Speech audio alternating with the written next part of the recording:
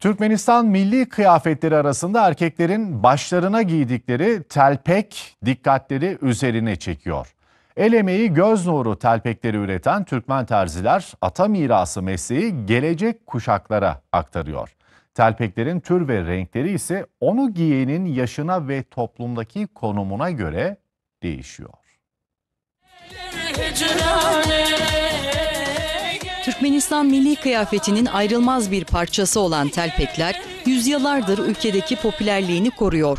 Düğün ve törenlerde yaygın olarak kullanılan telpek, sıcağa, yağmura, kar ve rüzgara karşı koruma sağlıyor. Yurt dışından da talep gören telpekler, Türkmenistan'ın farklı bölgelerinde telpek dikimi konusunda uzmanlaşmış aileler tarafından üretiliyor.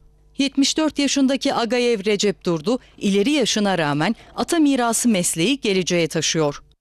Şu senetkarlık, şu telpek postunlar... Bu meslek bize eski atalarımızdan kalan yadigardır. Babam 1-2 saat fazla zaman harca, kaliteli iş çıkar, her yerden senin şapkanı almaya gelirler derdi. Babam bizi eğitti, yetiştirdi. Ben de ata mirası bu mesleği evlatlarıma öğretiyorum. Telpek yapımında koyun postunun tabaklanması, hazırlanması ve dikilmesi yaklaşık 2 aylık bir süreci kapsıyor.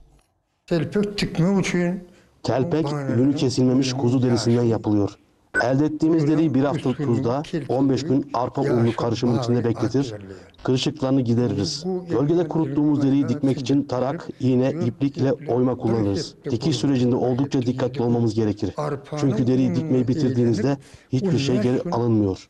Çok katlı durmalı. Telpeklerin tür ve renkleri onu giyenin yaşına ve toplumdaki konumuna göre belirleniyor. Gençlerin telpekleri beyaz kuzu derisinden seçiliyor.